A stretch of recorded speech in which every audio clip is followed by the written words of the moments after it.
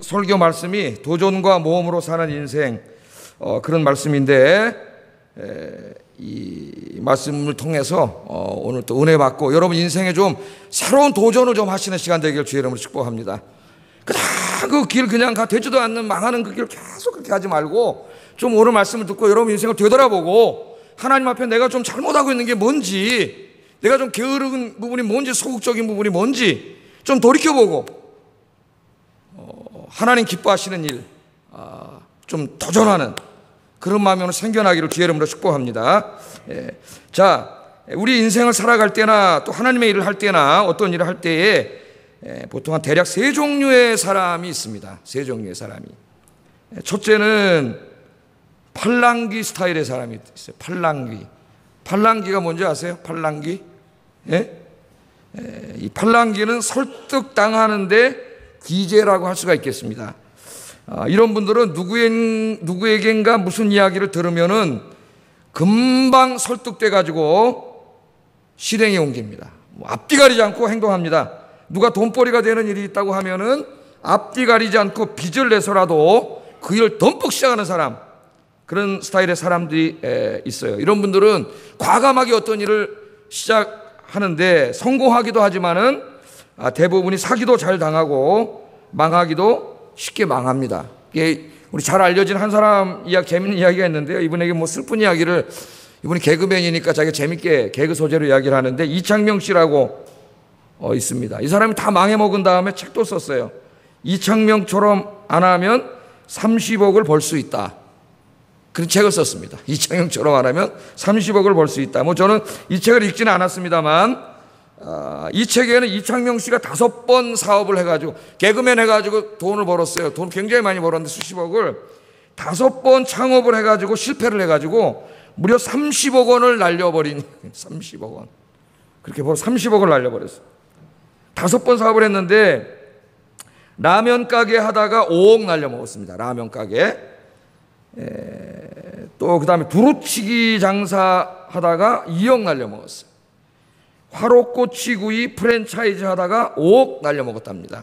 그리고 화로구이 프랜차이즈 하다가 10억 날려먹었고, 짜장면 프랜차이즈 하다가 8억 날려먹어가지고 개그맨에서 번 돈 30억 원을 다 날려버렸어요. 이게 한번 텔레비전에서 나와서 이야기한 제가 들었어요. 압구정동에 무슨 라면을 하는데 라면을 고급하면 돈 번다는 누가 이야기를 하니까 이 양반은 팔랑귀야 보니까 금방 걸 들어가지고 고급화 라면을 했는데, 라면 한 그릇에 저 잊어먹었어요. 2만 원인가 뭐 15,000원인가 그렇대. 옛날에 망할 때. 근데 이 라면이 무슨 라면이냐면 오렌지 라면이라는데요. 어떻게 만들었냐면 주방장이 오렌지 한 3개를 꽉 짜가지고 그 즙을 해서 거기다 라면을 끓여준대요. 라면을. 그 2만 원인가 뭐 그런데, 그 사람들이 이게 먹다가 김치 좀 달라고, 그래서 자기가 주방장한테 김치 좀 이렇게 주면 안 되냐 그랬더니 주방장이 이거 간두겠습니다 이러더라는 거예요. 자존심을 세가지고. 그 오렌지 국물 넣고 라면 끓인 걸 누가 먹겠어요? 2만 원 주고. 그래서 망해 먹었다는 거예요. 참 웃깁니다. 그러니까 이런 사람들이 있어요. 누가 이렇게 기대로 팔랑팔랑 해가지고, 어떤 개그맨은 또 누가 또 펀드 하면 돈 번다니까 금방 팔랑기가 돼가지고 저 카자흐스탄에 무슨 유전 펀드를 사가지고, 그거 볼락 말아먹었어요. 아니, 우리나라의 경제도 어떻게 되는지 모르는데 뭐 카자흐스탄의 유전이 어떻게 되는지 지가 어떻게 알아요? 그걸 갖다가 볼락 말아먹었다는 거예요. 이렇게 무슨 얘기를 들으면 앞뒤 가리지 않고 그냥 무모할 정도로 과감하게 그냥 도전하는 사람이 있어요. 도전하는 사람. 여러분은 그런 사람입니까? 아닙니까? 좀 조심성이 필요한 사람입니다. 안 그러면 쪽박차입니다. 금방 쪽박차요. 두 번째, 정반대의 사람이 있어요. 어떤 사람은 너무 조심스럽고 너무 소심해. 너무 조심스럽고 너무 소심해서 이것저것 확실한 것만 하려고 해요. 100% 확실한 것만 하려고 하다가 아무것도 하지 못합니다. 어떤 사람이요, 이 이창명 씨 책 밑에다가 그 인터넷 댓글에 이렇게 달았어요. 야, 30억 많이 벌었네요. 나 같으면 그 30억 갖고 편안히 살겠습니다. 이런 사람이에요. 이거 가지고 뭐 하다 망해 먹을까봐 그냥 소극적이고 이것저것 다 재다가 너무 소심해서, 하여튼 이런 사람 100% 확실하지 않으면 아무것도 안 해요. 그래서 결국은 아무 시도도 하지 못하는 사람이 있습니다. 그런데 여러분 한번 생각해 보세요. 우리 인생에서 100% 확실한 일이 있나요? 그런 일이 어디 있어요? 그럼 다 부자 되게. 100% 확실한 일은 없습니다. 예? 그런데 이런 분들은 100% 확실한 일만 찾아다녀요. 그게 없으니까 말이죠. 죽을 때까지 한 번도 시도조차 하지 못하고 인생을 마감할 수가 있어요. 시도조차도 하지 못하고. 얼마나 억울해요, 여러분. 짧은 인생을 사는데 너무 조심스러워서 시도도 한번 해보지 못하고 인생이 끝난다면은 이거 얼마나 억울합니까, 여러분? 이런 인생이. 예? 이런 분들은 잘못하면은 이 소심함 때문에 하나님께서 주신 인생의 많은 기회들을 한 번도 시도해보지 못하고 다 흘려보낼 수가 있습니다. 하나님 이런저런 기회를 많이 주시는데 너무 소극적이기 때문에 이것저것 너무 따지기만 하다가 한 번도 시도해보지 못하는 거예요. 그 수많은 기회를 그냥 다 날려버리는 사람이 있습니다. 정반대의 사람이죠. 팔랑귀 스타일이 있고, 하나는 너무 소극적인 사람이 있고, 또 한 부류의 사람은 조심성이 있고 신중하지만 어느 정도 검토한 후에는 비록 어느 정도의 위험성과 불확실성이 있다고 하더라도 과감하게 시도하는 유형의 사람입니다. 점검을 해요. 다 이렇게 살펴봐야 보니까 어느 정도 위험성이 있고 불확실성이 있어요. 우리 하는 일은 다 그러니까 미래 일이 확실한 게 어디 있어요. 어느 정도 불확실성이 다 있고 위험 요소가 있어요. 그러나 점검해 본 다음에 어느 선에서는 과감히 시도하는 사람이 있다고. 어떻게 보면 이 세 번째 사람이 오늘 성경에서 이야기하는 가장 가까운 사람입니다. 여러분은 어떤 유형의 사람입니까? 여러분은 어떤 유형의 사람이세요? 여러분 어떤 사람이세요? 어떻게 살아가고 있습니까? 오늘 우리 본문 말씀은 하나님께서 우리에게 주신 한 번뿐인 인생을 어떻게 살아가야 하는가에 대한 많은 지혜를 줍니다. 하나님께서는 팔랑귀같이 무모한 사람도 기뻐하시지 않지만 너무 소극적인 사람도 기뻐하지 않습니다. 무모한 사람은 일을 쉽게 망치기 때문이고 소극적인 사람은 아무 시도도 하지 않기 때문입니다. 여러분 생각해 보세요. 아무 시도도 하지 않는데 무슨 일이 일어날 것이며 무슨 역사가 일어나겠어요? 그게 인생이라도 그렇고 주의 일이 일을 때도 마찬가지죠. 아무 시도하지 않는데 역사가 일어나지 않습니다. 하나님께서는요, 우리들을 통하여 이루시고자 하는 일이 있습니다. 하나님께서는 우리들을 사랑하셔서 구원해 주셨습니다. 그러나 우리를 구원해 주신 데는 더 큰 목적이 있다 그랬죠. 제가 에베소서 강의하면서 그게 뭐라 그랬죠? 우리를 통하여 이 세상을 구원하고 치유하여 이 땅에 하나님의 나라를 세우는 일을 맡겨주셨어요. 아주 중요한 일입니다. 우리 인생에 무엇을 통해서든지 우리의 인생을 통하여 우리의 직업을 통하여 하나님 우리에게 주신 모든 자원을 통하여 우리는 이 일을 열심히 해서 열매를 맺어야 돼요. 열매를 맺어야 됩니다. 예수님께서 그 중요한 중보 기도를 드릴 때에 이런 말씀을 하셨습니다. 요한복음 17장 4절 같이 한번 읽어보겠습니다. 시작.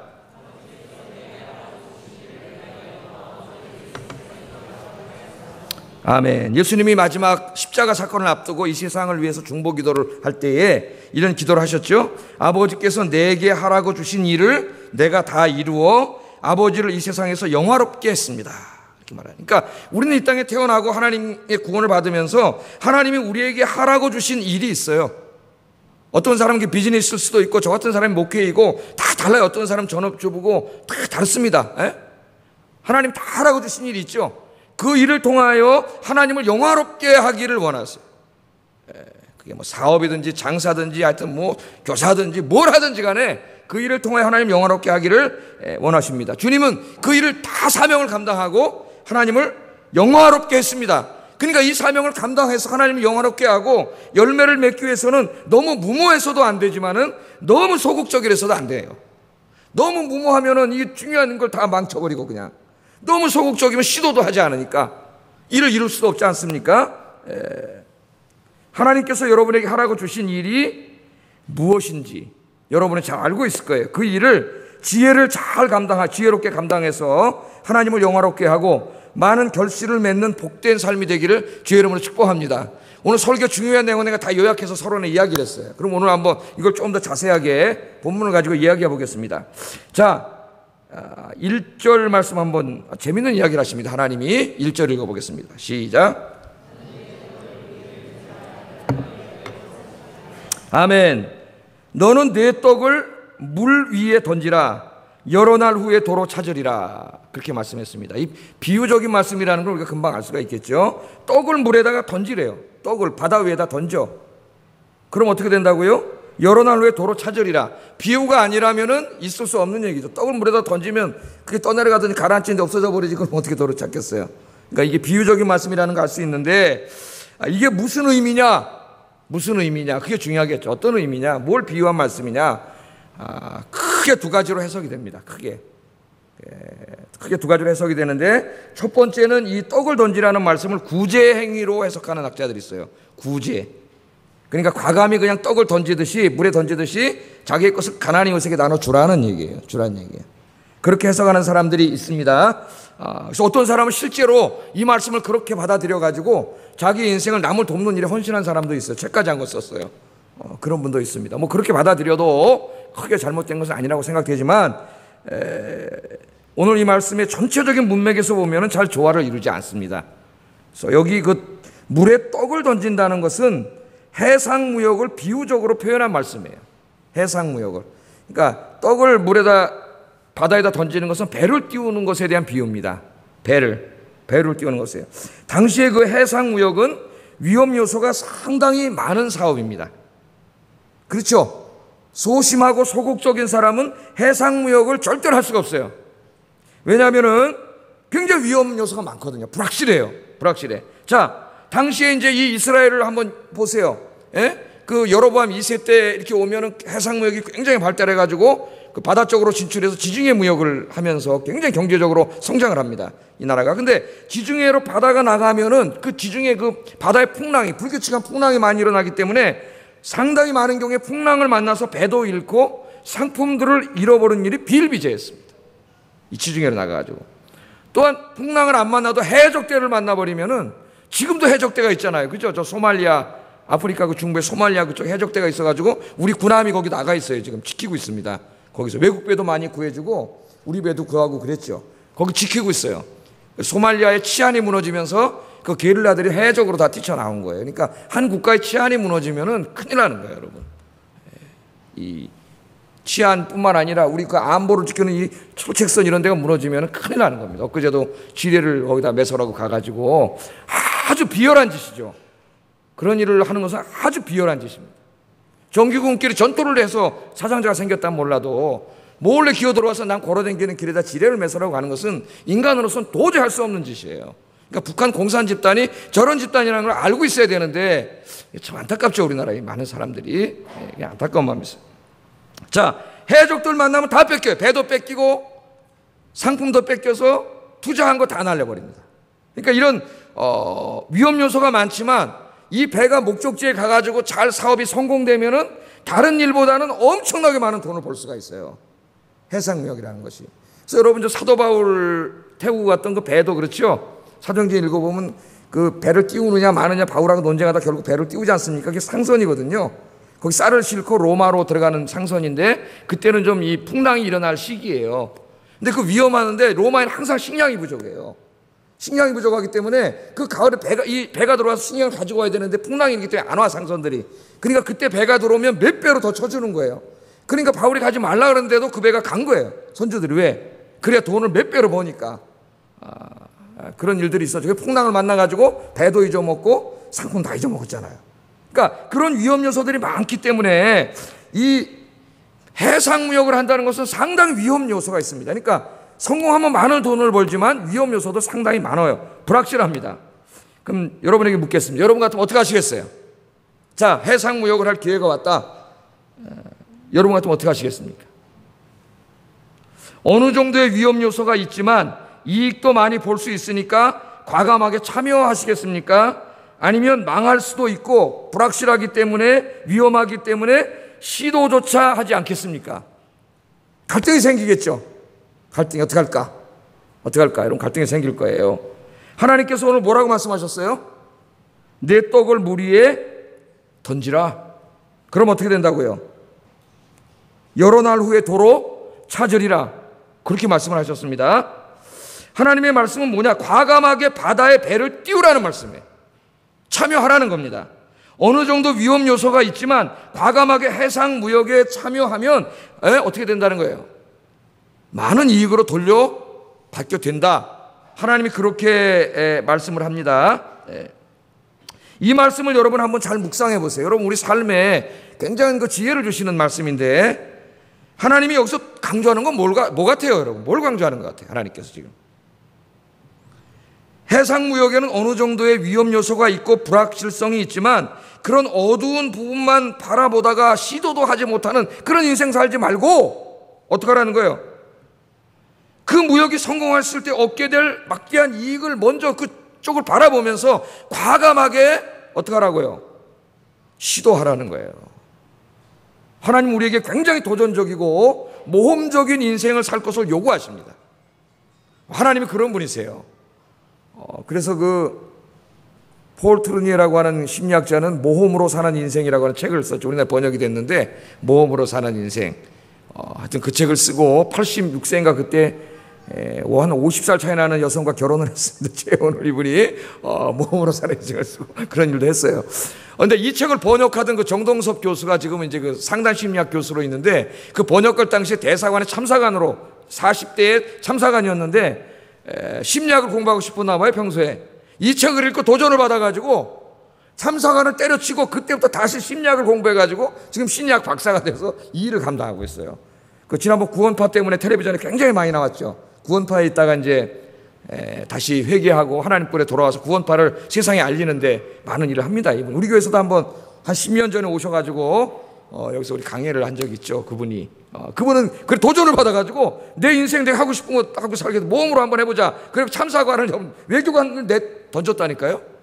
그리고 자기 인생을 시작을 했습니다. 거기서 그 책을 읽어보면은 굉장히 도전을 받아요. 저도 그 책을 읽다가 뭔가 도전하고 모험하고 싶은. 저도 오늘 이 말씀을 준비하면서 내 목회와 인생에 과감한 도전과 모험을 해야 될 부분이 뭔가를 많이 생각을 했어요. 결정을 하지 못했지만은 하나님은 도전하고 모험하라 그렇게 말씀합니다. 많은 위험 요소가 있지만 그런 것만 바라보면 아무것도 못한다는 거예요. 어차피 인생은 불확실해. 100% 확실하지 않아요. 과감하게 행동하고 모험하라. 부정적인 것만 바라보지 말고 긍정적인 면을 바라보면서 시도하라는 겁니다. 시도하라는 거예요. 간단하게 말하면 불확실하지만 행동하라, 모험하라. 여기 안 나와 있나요? 써온 것 같은데. 한번 읽어보겠습니다. 시작. 불확실하지만 행동하라, 모험하라 입니다. 아니 목사님 아까 팔랑귀가 되면 안 된다면서요. 팔랑귀. 그래서 그 다음 말씀이 있어요. 그 다음에 하나님의 안전장치의 말씀을 주십니다. 말씀이. 그러나 이 말씀은 앞뒤 가리지 않고 팔랑귀처럼 무모하게 하라는 말씀은 아니에요. 자, 하나님께서는 무모한 성향이 있는 사람들을 위하여 2절의 말씀을 안전장치로 주십니다. 2절 한번 읽어보겠습니다. 시작.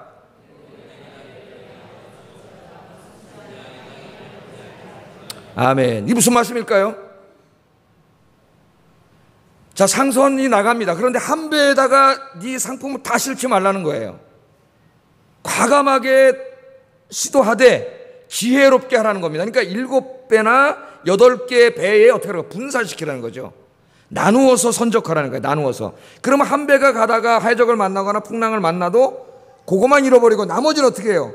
보존할 수가 있지 않습니까? 그러니까 어떤 일을 하거나 시도하려고 할 때 너무 이렇게 안 되는 쪽만 바라보고 소극적이면 아무 시도도 못해. 그런 아무 일도 이루지 못해요. 하나님 주신 인생을 통해서 하나님 영화롭게 해야 되는데 아무 일도 못해. 그렇게 하지 말고, 그러나 너무 무모하지도 말고 어떻게 하라는 거예요? 과감하게 시도하되 지혜롭게 하라는 거예요. 지혜롭게. 7배, 8배에 잘 나누어 실어라. 하나님께서는 그렇게 말씀을 합니다. 그러니까 이거 꼭 문자적으로 해석해서 진짜 뭐 이렇게 내 재산도 7군데, 8군데 나누어야 되겠다 뭐 이렇게 적용할 수도 있겠지만은 하여튼 과감하게 시도하되 어떻게 하라고요? 지혜롭게 해야 된다는 겁니다. 지혜롭게. 팔랑귀가 돼서 무모하게 하는 것이 아니라 과감성은 무모한 것을 이야기하는 게 아니에요. 과감성은 지혜로움을 배제하는 게 아닙니다. 과감함과 지혜로움, 모험심과 도전적인 마음과 지혜로움이 같이 가야 돼요. 그럼 이 지혜는 누가 줄까요? 누가 주실까요? 하나님이 주세요. 하나님이. 이제 좀 이따 나오겠지만 그래서 우리가 기도해야 돼요.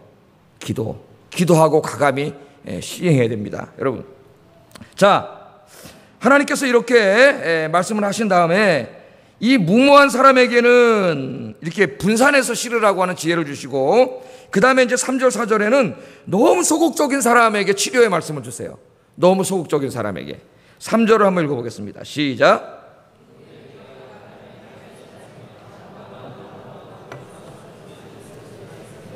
그 쓰러진 곳에 그냥 있느니라. 아멘. 이제 이게 뭐냐면은 당시 이스라엘은 비가 잘 안 오잖아요. 이제 겨울에 한 달 정도 비가 오는데 그 구름이 어디서 오냐면 지중해 쪽에서 이렇게 온다고요. 구름이. 다른 데 구름이 오지 않아요. 지중해 쪽에서 구름이 이렇게 서쪽에서 오면은 이스라엘 사람들은 딱 알아요. 일기예보 안 해도 알아요. 뭐예요? 좀 있으면 뭐가 올까요? 비가 온다는 거 알아요. 확실합니다. 구름이 싹 몰려오면은, 우리나라는 구름이 왔다가도 비가 안 올 수 있지만 저긴 지중해에서 비가 올라오면 비가 와요. 확실한 거예요. 100%. 그 얘기를 하는 거예요. 그 다음에 나무가 또 어떤 비유입니까? 나무가 남쪽으로 쓰러졌든 하여튼 북쪽으로 쓰러졌든 방향이 뭐 따지는 게 중요한 게 아니라, 나무가 쓰러지면은 쓰러진 나무가 움직일 수 있어요, 없어요? 쓰러진 나무는 그대로 있어요, 거기 그냥. 그게 남쪽으로 쓰러졌든 북쪽으로 쓰러졌든 동쪽으로 쓰러졌든 서쪽으로 쓰러졌든 쓰러진 나무는 그대로 있어요. 그럼 100% 그대로 있어요. 움직이지 않아요. 그거 예측하지 못하는 사람은 없겠죠. 구름이 오면 100% 비가 오고 나무는 쓰러지면 움직이지 않아요. 100% 그렇습니다. 예? 그러니까 소극적인 사람은 늘 이렇게 100% 확실한 게 없나? 그런 생각만 한다는 거예요. 100%. 예? 100% 확실한 것만 요구한다는 거예요. 그러나 우리 인생은 항상 그렇게 확실한 상황만 있는 것은 아니고 대부분은 다 불확실과 모험적인 요소가 있습니다. 여러분, 한 걸음 내디딜 때 이미 우리는 모험하고 있는 것이고 우리는 내일을 알지 못해요. 성경의 위대한 인물들은 전부 모험적인 사람입니다. 아브라함도 그랬고, 그렇죠? 우리가 좀 이따 또 그런 사람들 한번 살펴볼 거예요. 예. 우리의 인생의 대부분의 일들은 미래가 분명하지 않습니다. 성공할 수도 있지만 실패할 수도 있습니다. 그래서 하나님이 4절에 이런 말씀을 하세요. 4절 읽어보겠습니다. 시작.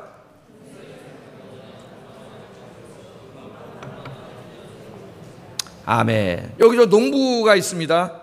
농부가 씨를 뿌릴 때는 이 풍세를 살피고 구름도 살펴봐야 돼요. 그게 중요합니다. 그래서 풍세를 살펴보고 바람이 어떻게 부나 또 구름이 어떻게 되나 파종할 수 있는 좋은 날씨인가를 농부는 당연히 이제 그 씨 뿌릴 계절이 되면은 나가서 살펴봐야 돼. 그 나쁜 게 아니죠. 조심성 있는 것이고 그게 지혜로운 것이. 우리는 그렇게 해야 돼요. 팔랑귀가 되면 안 되고 지혜를 발휘하고 조심성 있게 다 준비해야 됩니다. 그런데 너무 소심한 사람은 매일 이런 것만 따져요.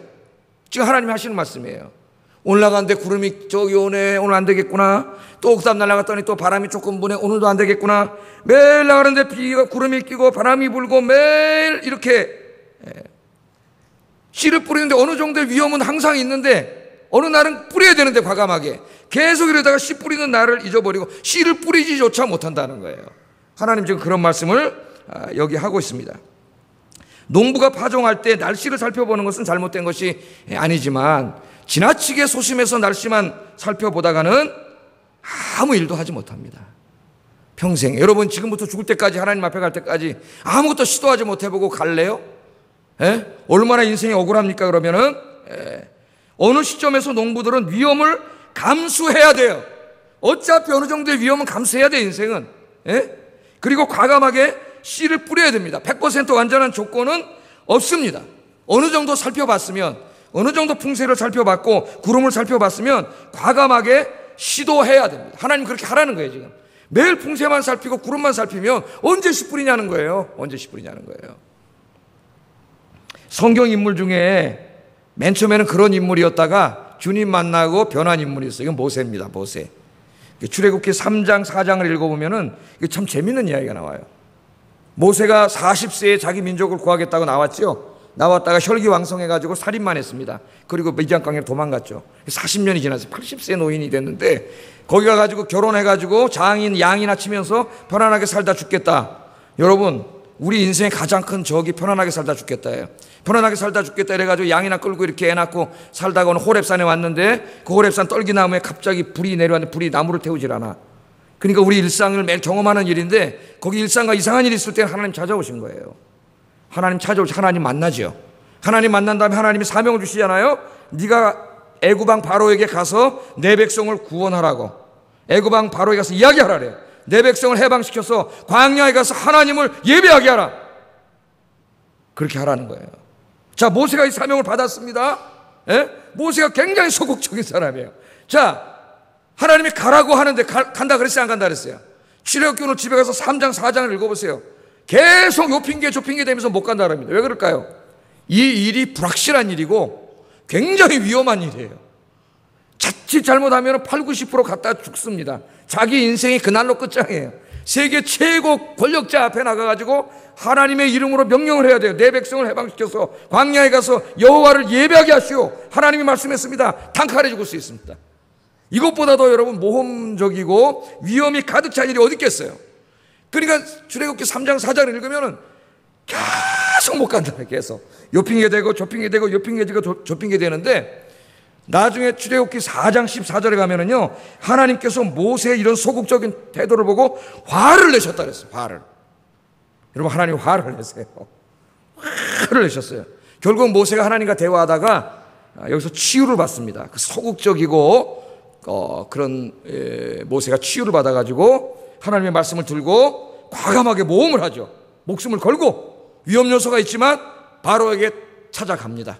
그래서 결국 자기 민족을 구원하는 위대한 지도자가 되었고, 이 구속사의 큰 일을 하는 위대한 일을 한 모세가 됐습니다. 모세가. 할렐루야. 우리는 뭐 모세 같은 사람은 아니지만 우리 인생은 작은 일이지만은 그런 일들이 굉장히 많아요. 우리 인생에. 모세는 과감하게 용기를 내어 자신의 몸을 바다에 던졌고 민족을 구원하는 위대한 일을 했습니다. 여러분, 그게 뭐든지, 여러분 인생에 관한 일이든지, 교회에서 맡겨진 일이든지, 이렇게 정말 불확실하고 위험 요소가 있다 할지라도 여러분 과감하게 주님 붙잡고 여러분 시도하고 모험하고 도전해서 많은 열매를 맺는 우리 아현교인들 되시기를 주의 이름으로 축복합니다. 자, 하나님께서 이제 궁극적으로 우리에게 말씀을 해주세요. 5절 한번 읽어보겠습니다. 5절 시작.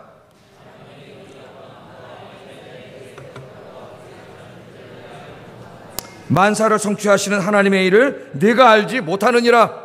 아멘. 자, 우리가 이렇게 과감하게 할 수 있는 것은요, 그냥 무작정 과감하게 할 수 있는 게 아니에요. 이 말씀을 누가 하신 거예요? 누가 하셨어요? 하나님이 하셨잖아요. 하나님께서 약속하셨으니까 하나님이 책임져요, 안 져요? 책임지세요. 하나님의 말씀은 하나도 그대로 헛되이 돌아오지 않아요. 하나님이 말씀하셨기 때문에 하나님이 책임지십니다. 그러니까 우리가 과감히 하는 것은 하나님의 말씀대로 하는 것이기 때문에 하나님을 의지하고 하는 거예요. 하나님 말씀을 의지한다는 것은 하나님을 의지하고 하는 거예요. 그러니까 5절에 하나님 뭐라 그러셨어요? 바람의 길이 어떠함과 아이벤 자의 태에서 뼈가 어떻게 자라는지를 내가 알지 못함과 같이. 바람의 길을 인간이 압니까? 요즘은 뭐 위성이 있어. 옛날에 위성도 없어서 전혀 몰랐죠. 조금 뭐 예측한다 해도 태풍이 지금 저 밑에 제주도에서 어디로 갈지도 몰라요, 지금. 막상 와봐야 알아요. 바람 방향에 따라서. 잘 몰라요, 아직도. 위성이 이렇게 발달해도. 아이의 뼈가 어떻게 형성되고 엄마 뱃속에서 태아가 어떻게 자라는지 우리가 압니까? 그것도 우리 아무것도 알지 못해요. 이 말을 하면서 하나님 뭐라 그러세요? 그것도 모르면서 너희가 만사를 성취하시는 하나님의 일을 내가 알겠느냐? 여기 오늘 이 말씀에 네가 알지 못한다는 말이 4번이나 나옵니다. 네가 알지 못한다. 우리는 미래를 알지 못해요. 불확실해. 그런데 우리가 분명히 아는 게 하나 있는데 그게 뭐냐면은 만사를 성취하시는 분은 하나님이라는 것은 분명하게 알 수 있습니다. 할렐루야. 여러분, 우리 인생에 우리가 하는 모든 일 어떻게 될지 미래의 일은 알지 못해요. 다 100% 완전한 일이 없고 다 위험 요소가 있습니다. 어차피 우리 인생은 모험이에요. 주님을 의지하고 과감하게 시도하고 나가는 거예요. 그러나 우리가 분명히 그렇게 할 수 있는 믿음이 있어요. 그게 뭐예요? 만사를 성취하시는 분은 하나님이시라는 겁니다. 할렐루야. 농부가 열심히 파종을 하고 씨를 뿌립니다. 그러나 아무리 뿌렸다고 잘 되지 않습니다. 이른 비가 내려야 되고 늦은 비가 내려야 되고 따뜻한 햇볕이 내려쬐야 돼요. 그래야 거기에 결실을 맺고 열매를 맺을 수 있습니다. 씨를 뿌리는 건 농부지만 그 씨가 자라서 싹이 트고 열매를 맺게 하시는 분은 하나님이신 줄로 믿습니다. 농부는 너무 풍세만 살피고 오늘 좋은 날씨만 살피고 100% 적합한 때만 기다리면 씨를 못 뿌려. 그걸 살펴야 되지만 어느 순간에는 과감히 주님을 의지하고 뿌리라는 거예요. 그러면 늦은 비를, 이른 비를 주님이 내려주시고 여러분 햇빛도 쬐게 해주시고 하나님께서 결실을 맺게 해주신다는 겁니다. 여러분 잊지 마세요. 만사를 이루시는 분은 누구라고요? 하나님이세요. 나만 있는 게 아니에요. 우리 예수 믿는 사람은 하나님이 함께 계세요. 하나님이 하신 말씀을 우리 가슴에 새기고 우리가 정말 과감하게 지혜롭게 주님 의지하면서 어떤 일이든지 시도하면은 하나님이 놀라운 일을 이루어 주신다는 거예요. 놀라운 일을. 제가 이 말씀을 생각하면서 이 충정교회 여기 있던 교회도 한번 생각해 봤어요. 제가 미국에 있을 때 목사님 전화해가지고 안식년 오시겠다고, 그래서 제가 그 탈보신학교를 좀 알아봐 드렸습니다. 이렇게 탈보신학교 올 수 있도록 그래서 이렇게 했는데, 오늘 갑자기 전화 오셔가지고 안 간다 그래요. 왜 그러시냐 그랬더니 내가 못 가게 됐다 그러면서 교회를 옮기게 됐다 그러는 거예요. 그 당시에 저 교회도 한 거의 60년이 다 돼, 50년이 넘은 교회였는데, 이 중앙여고 그 기숙사도 그쪽 교회고, 뭐 여기서 한 15년 목회하셨는데, 이 지역이 도저히 발전이 안 되니까 한 250명에서 그렇게 있었는데, 하나님이 아마 도전적인 마음을 주신 것 같아요. 그래가지고 장로님들과 만나서 같이 이야기를 했더니 장로님들이 목사님께 한 번 더 기회를 드리자. 그래서 일산으로 이사를 갔잖아요. 과감히 50년 넘은 교회를 다 팔고 일산으로 가는데, 그 교회 수석 장로님 제일 먼저 일산으로 이사 가셨어요. 본을 보이기 위해서. 다른 장로님들이 따라서 이사를 갔어요, 먼저. 그래서 성도님들이 다 해가지고 이사를 해가지고 지금 3,000명이 넘는 교회가 됐습니다. 그래서 한번 생각을 해봤어요. 그냥 그대로 살았으면, 소심하게 있었으면 그걸로 끝났을 텐데, 과감히 장로님들과 목사님 기도하면서 새로운 일에 도전을 했을 때 놀라운 결실이 있었다는 거예요. 우리 인생에 그런 일이 얼마나 많을까? 어쩌면 우리 마음속에 하나님이 끊임없이 그런 마음을 주시고 기회를 주시는데도 우리의 부정적인 생각, 소극적인 생각이 얼마나 많이 이걸 눌러버려가지고 하나님이 주시는 이 많은 기회를 이렇게 눌러버릴 때가 얼마나 많은가? 그런 생각을 한번 해봤어요. 여러분도 한번 생각해 보세요. 개인의 문제부터. 6절 하나님이 이렇게 말씀합니다. 6절 읽어보겠습니다. 시작.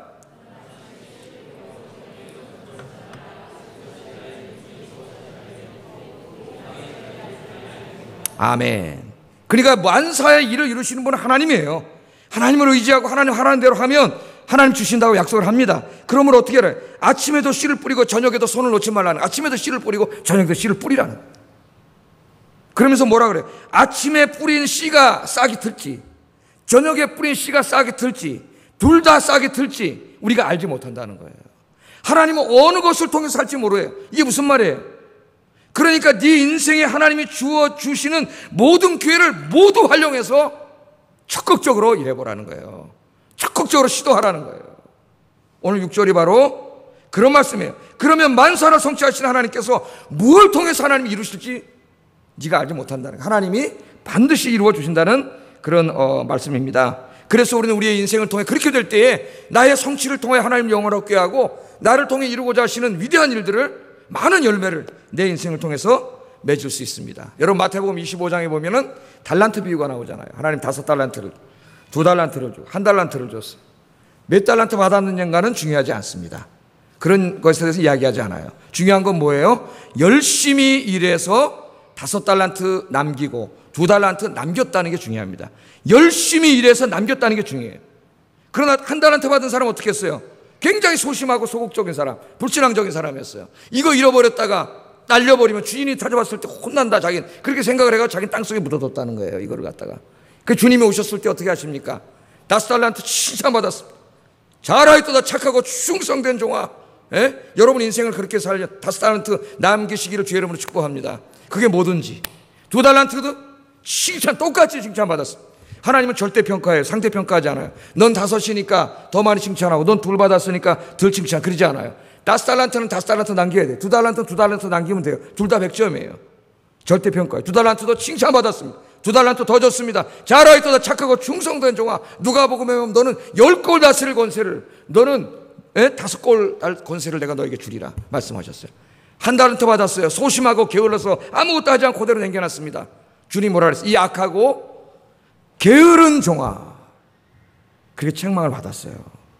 우리 인생이 뭐 비단 무슨 종교교육가들처럼 위대한 일을 하고 뭐 재벌이 되고 뭐 그래서 돈을 몇십억씩 하는 게 바치고 그러라는 게 아니라, 우리에게 주어진 인생을 이처럼 주님을 믿고 과감하게 도전하고 용기 있게 시도해서 1달란트 받은 사람은 1달란트만 남기면 되는 거예요. 저 같은 사람은 하나님 1달란트 주셨는데 내가 어떻게 하겠어요? 1달란트 남기면 나는 다 한 거예요. 하나님 나한테 1달란트밖에 안 줬는데. 칭찬받는 거예요. 그게 뭐든지 간에. 그래서 여러분 인생을 통하여 교회를 유익되게 하고 많은 사람의 생명을 구원하고 여러분 인생도 하나님 영광을 돌리는 그런 우리 아윤교회들 되시기를 주의 이름으로 축복합니다. 오늘 제가 한 사람만 소개하고 더 소개하고 설교를 마치겠습니다. 갈렙이라고 하는 사람. 갈렙이라고 하는 사람 참 배울 게 많은 사람이에요. 여러분 갈렙은 잘 아시죠? 가데스 바네아에서 12명 정탐꾼을 이제 이렇게 가나안 땅으로 보낼 때 그 대표 중에 한 사람이죠. 정탐을 하고 돌아왔는데 10명은 부정적인 이야기를 똑같은 것을 봤는데도 믿음이 있는 사람, 믿음이 없는 사람, 믿음이 없고 소극적인 사람과 믿음이 있고 적극적인 사람 전혀 달라요. 같은 걸 봤는데 다른 걸 생각합니다. 10사람은 부정적이었지만 여호수아 갈렙은 긍정적이었어요. 저들은 안악자손이 있고 강하고 크고 강대하고 그들에 비하면 우리는 메뚜기 새끼밖에 안 되니까 돌아갑시다. 모든 이스라엘 백성들이 철렁해가지고 그냥 낙담하고 돌아가자. 여러분 말 한마디가 이렇게 만들 수 있어요. 하나님의 계획을 이렇게 할 수가 있어요. 그럼 어떻게 되겠어요? 그때 갈렙이 일어나가지고 이야기를 하죠. 그 땅은 정말 젖과 꿀이 흐르는 가나안 땅입니다. 저 사람들이 이야기했듯이 안악자손은 크고 강합니다. 그러나 하나님께서 함께 하시면 저들은 우리의 밥입니다. 할렐루야. 하나님이 함께 하시면 이게 중요한 거잖아요. 그들은 우리보다 덩치도 크고 엄청나게 강하지만 우리는 이길 수 없지만 하나님이 함께 하시면 이길 수 있습니다. 그게 믿음 아니겠어요, 여러분? 도저히 불가능할 것 같고 불확실하고 안 될 것 같지만 하나님이 함께 하시면 이깁니다. 그리고 시도하고 도전하고 모험하는 게 신앙이에요. 하나님이 갈렙을 얼마나 이뻐하셨는지. 이 불신앙 때문에 이스라엘 백성들은 40년 동안 광야길 돌아다니다가 불신앙인 사람 다 죽었어요. 한 명도 못 들어갑니다. 여호수아와 갈렙만 들어가요. 그런데 이 갈렙에게 그때 하나님 약속을 주셨어요. 네가 발로 밟는 땅을 내가 네게 주리라. 그때 갈렙의 나이가 40입니다. 40. 네가 발로 밟는 땅을 내게 주리라. 그때 이 갈렙이 정탐했던 곳이 헤브론 땅이에요. 헤브론 땅.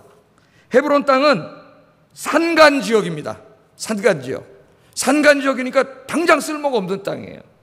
뿐만 아니라 안악자손들이 살아요. 안악자손.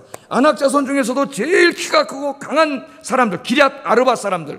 안악자손들이 거인인데 거인들 중에서도 제일 크고 강력한 사람들이 사는 곳이에요.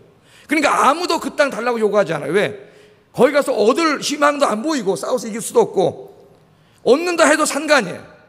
그런데 여러분 나중에 이 약속 땅에 들어간 다음에 여호수아가 각 지파에게 땅을 나눠줄 때 놀랍게도 갈렙이 나옵니다. 여호수아 앞에.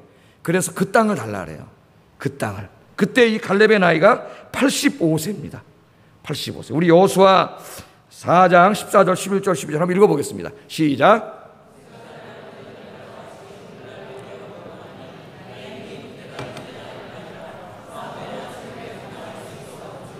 그날에 여호와께서 내게 말씀하시니 산지를 내게 주소서.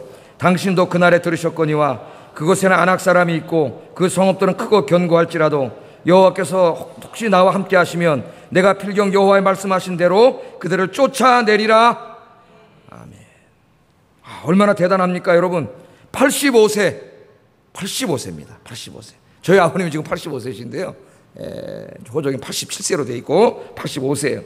이 갈렙 역시 헤브론 전쟁이 쉽지 않으리라는 것을 잘 알고 있었습니다. 그러나 갈렙은 하나님의 약속을 믿고 헤브론 점령에 도전하기로 결심합니다. 모험하기로 도전합니다. 믿음은요 편안하고 안락한 삶을 추구하지 않습니다. 믿음은 결코 현실에 안주하지 않습니다. 믿음은 게으르지 않습니다. 믿음은 나태하지 않습니다. 믿음은 내일을 바라보게 합니다. 믿음은 미래의 지향적입니다. 믿음은 하나님께서 주신 비전과 사명을 위하여 날마다 도전하는 삶을 살게 합니다. 하나님께서는 갈렙처럼 도전적인 사람이 되기를 원해요. 이시영 박사라고 지금 80이 넘으셨는데 계속 힐링 캠프를 열고 책을 쓰고 이런 분이 계세요. 그분이 쓴 책 한 권에 보면은 80이 넘어서 그림을 배워가지고 이분이 80이 넘어서 그림을 배웠어요. 그래서 그 그림을 그려서 또 수필을 썼습니다. 정말 대단한 사람이에요. 그 책 읽으면 뭐라 그러냐면 내 나이 80이지만 아직까지 배워야 될 게 너무나 많고 호기심이 있는 게 자기 너무나 많고 할 일도 너무나 많다는 거예요. 80이 넘었는데 인생의 주님 앞에 갈 때까지 강건하고 도전적이잖아요. 항상 80에 또 그림 새로운 걸 공부해서 또 배우고. 어떤 사람 난 늙었어 몇 살이에요? 이제 환갑 됐어요. 환갑이 무슨 환갑은 청춘이었어요. 청춘. 예? 여러분 80세에 새로운 걸 배워서 도전을 하는데 이 갈렙이 85세 아닙니까? 여러분 나이가 많다고 노인이 아니고 나이가 젊다고 청년이 아니에요. 정신이 젊은 사람이 청년이에요. 정신이. 이시영 박사는 80이 넘었지만 청년이에요. 청년. 아직까지 도전 정신이 무한해요. 저도 많이 치료를 받았습니다. 말씀을 준비하면서 저도 이제 시운도 넘고 그랬더니 나는 새 병아리도 안 됐더라고 보니까 시은세 이 자식이 까불고 있어요. 애들이야 애들. 아직도 뭐 이 지금 애들이에요. 새로 시작해도 지금 죽을 때까지 할 수 있는 게 너무 많아. 예? 하나님 의지하고 위험 요소도 있고 불확실하지만 주님 의지하고 하나님이 과감히 도전하라고 했으니까 내가 도전해야 될 부분이 뭔가 지금 생각하고 있어요. 저도 지금. 예? 다시 얼마든지 시작해가지고 얼마든지 할 수 있다는 거예요. 여기 보면 저보다 인생의 선배님들이 많이 계십니다. 우리 장로님들은 다 저보다 선배님이시고 여러분 이 믿음을 가지고 여러분 인생 오늘부터 새롭게 도전하시기를 주의 이름으로 축복합니다. 여러분 잘 알고 있는 책 중에 그 우리나라의 규미찬 교수하고 그 여제자인 프랑스의 르네 마보안 교수가 쓴 책, 너무 유명한 책이죠. 블루 오션 스트래터지라고 하는 책이 있습니다. 블루 오션 스트래터지. 요새는 하도 블루 오션 그래가지고 모르는 사람이 없어요. 이 책이 약 90개국 언어로 번역이 됐습니다. 90개국 언어로. 그러니까 우리나라 사람이 쓴 책으로 대단한 책이에요. 이 책은 경영 전략에 관한 책인데 저자는 이 책에서 현대 산업을 레드 오션과 블루 오션으로 나누어 설명합니다. 뭐 제가 설명 안 해도 다 알 거예요. 그죠?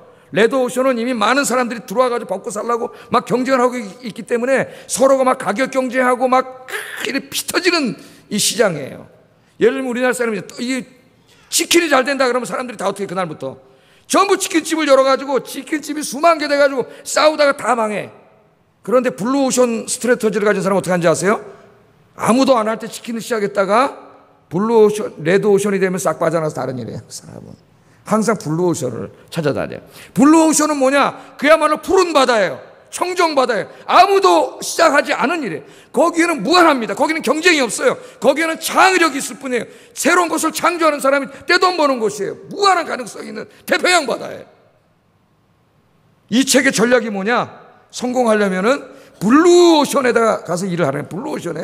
근데 대부분의 사람들 안전빵을 찾다가 남들 다 피 터지는 일 거기 나중에 뒤늦게 들어가가지고 10개 세우면 9개가 망하잖아요. 지금 그런 일만 들어가다 보니까 이 책에서는 그것을 우리에게 알려줍니다. 블루오션 시장 수요는 경쟁에 의해 얻어지는 것이 아니라 창조에 의해서 얻어집니다. 이곳에는 높은 수익과 빠른 성장을 가능케 하는 엄청난 기회가 존재합니다. 그리고 게임의 법칙이 아직 정해져 있지 않기 때문에 경쟁이 치열하지 않고 아주 전무합니다. 따라서 블루오션은 아직 시도된 적이 없는 광범위하고 깊은 잠재력을 가진 시장을 비유하는 표현이에요. 이건 우리나라 CEO들이 다 읽습니다. 다 읽어요. 다시 말해 블루오션은 높은 수익과 무한한 성장이 존재하는 아주 파워풀한 시장입니다. 파워풀한 시장. 그런데 놀랍게도 갈렙은 이미 오래전에 블루오션 전략을 이해하고 있던 사람이었던 것 같습니다. 평지는 모두에게 알려진 곳입니다. 사용 용도가 이미 결정되어 있는 곳입니다. 더 이상의 기대나 잠재성이 없는 곳입니다. 그러나 산지는 미지의 세계입니다. 누구에게도 잘 알려져 있지 않은 곳입니다. 아무도 사용하지 않는 곳입니다. 사용 용도가 무한한 곳이에요. 무한한 잠재성이 있습니다. 밭도 만들 수 있고요, 빌라도 지을 수 있고, 콘도도 지을 수 있고, 스키장도 만들 수 있고, 지하자원을 캘 수도 있는 곳입니다. 상상력과 창의력을 발휘하면 남들이 해보지 않은 일들을 얼마든지 할 수 있는 곳이 바로 산지입니다. 갈렙은 블루오션 전략을 택했다고 볼 수가 있겠어요. 요즘 경영학으로 말하면은 하나님께서는 그에게 산지를 주셨습니다. 갈렙은 불평하지 않습니다. 갈렙은 산지를 장애물로 보지 않고 무한한 가능성과 기회의 땅으로 보았다는 겁니다. 그래서 그는 하나님께서 주신 산지를 점령하는 계획을 세우고 싸워서 산지를 얻었습니다. 그리고 상상력과 창의력으로 그 산지를 개간하여 헤브론이라고 하는 엄청나게 거대한 도시를 만들었어요. 다윗이 여러분 기억나세요? 제일 처음에 왕이 됐을 때 처음에는 7년 동안 유대 지파만을 다스렸죠. 그때 수도가 어디였어요? 헤브론이에요. 헤브론. 당시 유대 땅에서 가장 발전하고 화려한 땅을 갈렙이 만든 거예요. 할렐루야. 아무도 생각하지 못한 산지에다가 여러분 기도하세요. 그런 지혜를 달라고. 블루오션을 보게 해달라고 기도하세요. 블루오션은 아무도 가지 않은 길입니다. 그렇기 때문에 모험이에요. 위험 요소가 있어요. 그러나 그 길은 경쟁이 없습니다. 창의력과 성실함이 있으면 그 안에서 얼마든지 많은 것을 이룰 수가 있어요. 성공한 사람들은 다 블루오션을 선택한 사람들입니다. 믿음의 사람은 때문에 자기 현재 인생에 대해서 불평하지 않습니다. 믿음의 사람은 소극적이지 않습니다. 게으르지 않습니다. 믿음의 사람은 안주하지 않습니다. 믿음의 사람은 하나님께서 주신 사명과 비전을 이루기 위하여 끊임없이 새로운 것에 도전하는 사람입니다. 기독교의 역사는 이러한 도전적이고 적극적인 사람들에 의해서 이루어졌습니다. 여러분, 사도 바울이 예수님 만난 후에 자기 혼자 편안하게 신앙생활을 하겠다고 소극적으로 살았다면 어떻게 되겠어요? 이 세계에 복음이 전해졌겠습니까? 예? 여러분, 사도 바울은 복음을 들고 가슴이 불타서 힘들고 어려운 일이고 모험적인 일이고 도전적인 일이었지만 전 세계 지중해를 돌아다니며 복음을 전했기 때문에 오늘날 전 세계로 복음이 전파됐어요. 여러분, 우리나라에 들어왔던 선교사들을 보세요. 26살 먹은 애들입니다. 26살 먹은 청년이에요. 아펜젤러와 언더우드가 예수님 믿고 편안하게 자기 땅에서 살다가 죽을 수 있는 대부분의 청년들이 그렇게 하는데, 이 아이들은 그렇게 맘먹지 않았어. 하나님 불타는 비전을 줘서 꿈을 가지고 불확실하지만 위험하지만 불과 몇 년 전에 수많은 기독교인들을 죽인 그 땅이지만은 하나님 주신 비전을 가슴에 품고 조선 땅에 부활절 아침에 제물포항으로 들어왔습니다. 그들이 이 땅에 복음을 전했기 때문에 오늘 한국 교회가 이렇게 생겨난 줄로 믿습니다. 하나님 앞에 얼마나 큰 상을 받을까요? 여러분, 그들이 지금도 하나님께서는 우리의 머릿속에, 생각 속에, 우리의 기회 속에 아침에도 씨를 뿌리고 저녁에도 씨를 뿌리고 수없이 많은 기회를 우리 마음속에 아이디어로, 생각으로, 눈으로, 귀로 들리게 하고 보게 할 수 있습니다. 여러분 이제 너무 소극적이라도 안 되고 그런 거 버리세요. 너무 또 팔랑귀가 돼가지고 그냥 막 무모하게 이러지도 마세요. 지혜롭게 점검하고 검토하면서 여러분, 하나님 주신 것들 때로는 어느 정도 준비가 됐으면 기도하면서 모든 일을 이루시는 분은 하나님인 줄로 믿습니다. 기도하시면서 과감하게 도전하고 모험해서 남은 인생에 시도도 못하고 죽는 그런 불행한 인생이 아니라 여러분, 주님을 의지하고 과감히 도전하고 모험하는 여러분 되시기를 주의 이름으로 축복합니다. 기도하겠습니다.